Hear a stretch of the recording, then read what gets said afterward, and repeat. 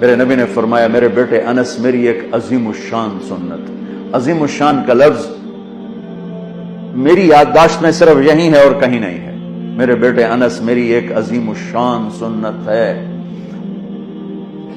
اگر تو اس پہ قابو پا گیا تو جنت میں میرا ساتھی ہو جائے گا۔ جنت کا ملنا بھی بڑی وڈی شے ہے، لیکن جنت میں نبی کا پڑوس ملنا تو جنتوں بھی بڑی شے ہے۔ تو آپ کہہ رہے ہیں میرا ساتھی ہو جائے گا، کہا جی کیا ہے؟ کہ وہ یہ ہے ان استطاعت او قال ان قدرت، بیٹے ذرا مشکل ہے کام،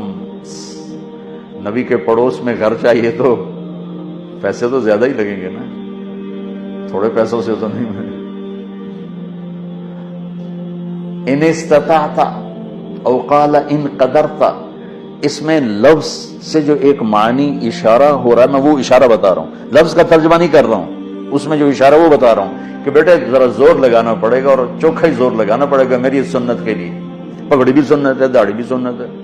لیکن عظیم سنت میرا نبی یہی فرما رہے ہیں۔ اور پھر کہا انتصبح وتمسی، بیٹے یہ ساری زندگی کا زور لگانا ہوگا، یہ ایک دفعہ کے سے نہیں ہوگا، ساری زندگی تجھے پسینہ بہانا پڑے گا،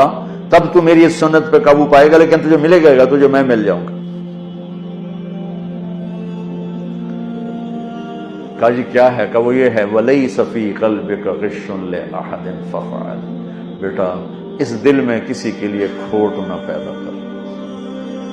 آپ غور فرمائیں، کسی کے لیے، لِأَحَدٍ، کسی کے لیے، بیٹا مسلمانوں کے لیے نہیں، نمازیوں کے لیے، جنید بغدادی جیسے لوگوں کے لیے، رابعہ بصری جیسی عورتوں کے نہیں،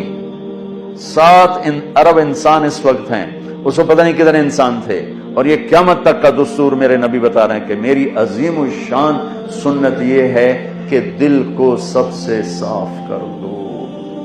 اور یہ ایک دفعہ نہیں ہوگا، ایک دفعہ صاف کرو گے 10 دفعہ پھر گندا ہوگا، اس لیے کہا تصبح وتمسی، بیٹا ساری زندگی جھاڑو لے کے لگے رہنا۔